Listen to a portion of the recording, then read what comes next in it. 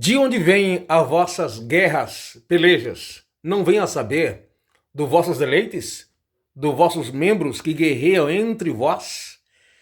Amados irmãos, é muito preocupante perceber como ultimamente nós vemos que nós, como servo de Deus, temos nos portado de forma muito contrária daquilo que a palavra de Deus espera de nós. Muitas contendas e brigas em excesso. Eu sei que não existe crente fiel no sentido absoluto. Sabemos que não existe pessoas que não errem. Entretanto, quando nós olhamos para a palavra de Deus, esses exageros que existem de contendas e briga entre nós, que falamos que somos evangélicos e que somos cristãos, já passa dos limites.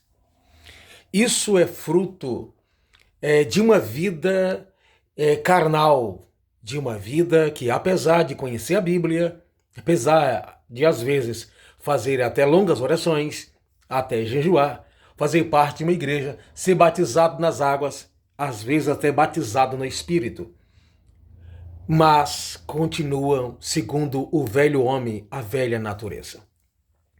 Então Tiago fala dos prazeres em que estava dentro daqueles corações.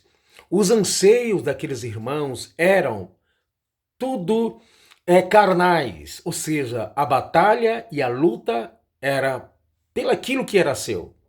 Cada um guerreando ao seu favor, ninguém pensando no outro. Paulo chega a dizer que os fortes devem suportar as fraquezas dos fracos. Quem eram os fortes? O apóstolo Paulo estava falando em Romanos que aqueles que entendiam que certos comportamentos em sua vida não eram comportamento agressivo contra a palavra de Deus e que podia praticar, que devesse suportar os outros que achava errado aquele comportamento. E que aqueles outros não condenassem aqueles que se sentiam em liberdade em fazer certas coisas. Então nós percebemos que é muito comum as igrejas, em muitos lugares, as pessoas se dividirem, se começarem a se arranharem um contra o outro. Um fala, eu sou a favor disso, o outro fala, eu já sou contra. Mas percebe-se que esta divisão e esta briga não é porque nenhum dos dois lados estão de acordo com a palavra de Deus. Acham que estão, citando versículos bíblicos, por não compreenderem o que eles significam, ou por imaturidade cristã. Existem vários motivos, mas a maioria delas, posso dizer duas delas.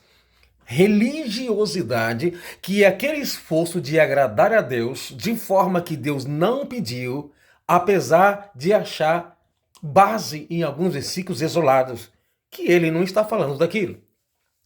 Outra área é a carnalidade daqueles que estão entre os enfileirados, entre os fiéis, mas que ainda o velho homem domina o seu ser. De que grupo você faz parte?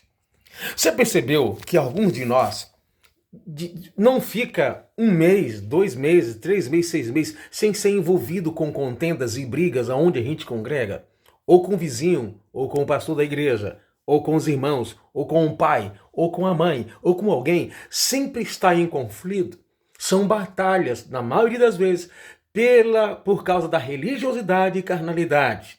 A igreja, onde em Jerusalém, para a qual Tiago estava falando, possivelmente em Jerusalém, era um povo que estavam na fé, crendo em Deus, mas que não viviam segundo o Espírito. Comportamento este que as cartas do apóstolo Paulo combatem bastante.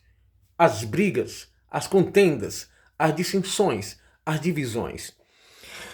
Não se escandalize, mas existem pessoas entre nós que é muito claro se perceber que elas evitam um ao outro dentro da própria igreja.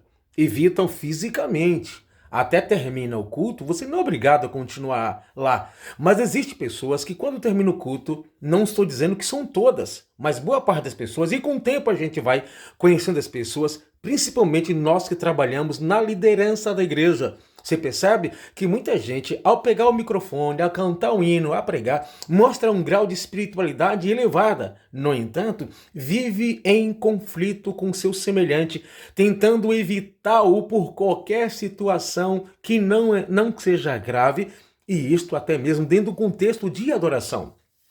Será mesmo que Deus vai ver a oração de uma pessoa que faz isso? Porque isso é uma pessoa carnal ou uma pessoa religiosa que é cheia de preconceito religioso com aqueles que entendem diferente dele ou dela. E daí, às escondidas, procura delatar aquela pessoa. O que é que nós estamos aprendendo enquanto igreja? Vivemos anos e anos dentro da igreja evangélica com a Bíblia na mão e professamos que temos fé em Deus e que temos o Espírito Santo, sendo que a nossa convivência com o nosso semelhante é sempre dificultosa, sempre no limite, sempre na intolerância religiosa. Sabe o que acontece? Isso não é comportamento de crente salvo. Não é comportamento de quem teve um encontro com Jesus. Isso é motivo de se render a Deus, de reconciliar com Ele, de se converter verdadeiramente. Isso é viver segundo a carne. E viver segundo a carne, diz a Bíblia, que quem assim vive não herdará o reino do céu. Olhe bem para mim aqui.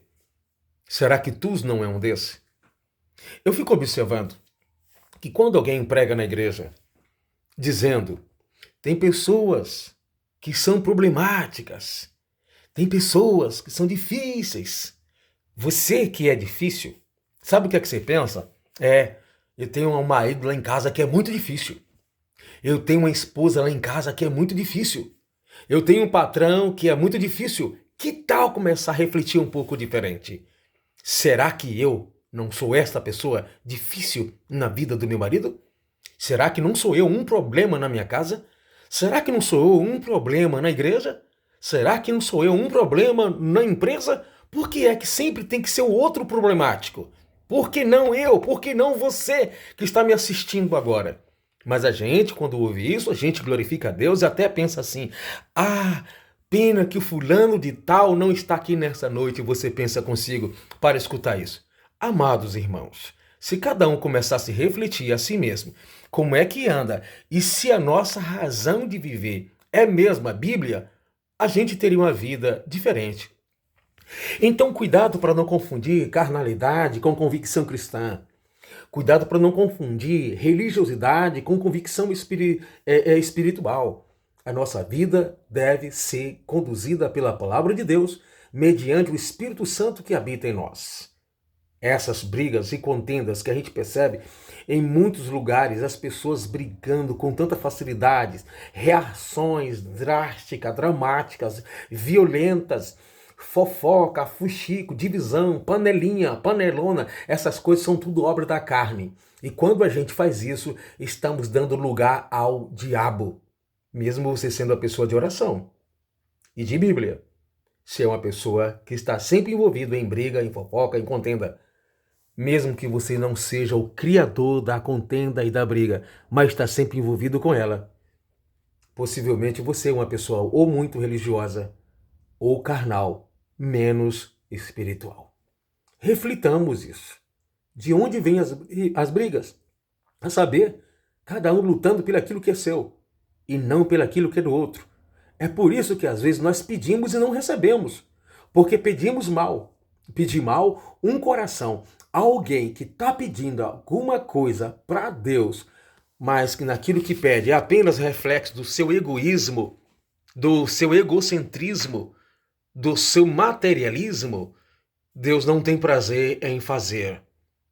Talvez o problema não é no outro. O problema pode ser em você.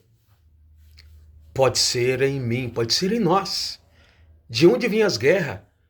Que tal você que está me assistindo, não importa o país, a cidade ou a igreja, parar de ser tão contendeiro, de brigar por tudo? Aliás, deixa eu te dizer, cuidado com aquilo que você acha que está certo, que está correto.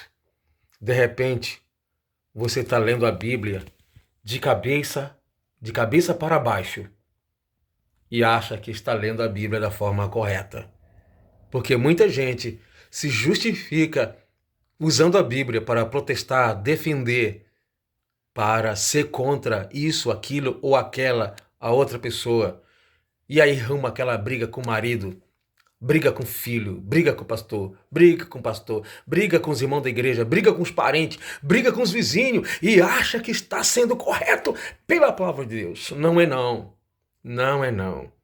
Quando a gente olha para a Sagrada Escritura, a vida de um cristão, ela não é demonstrada pelo aquilo que ele é com Deus. Ela é revelada pelo aquilo que ele é com o seu semelhante.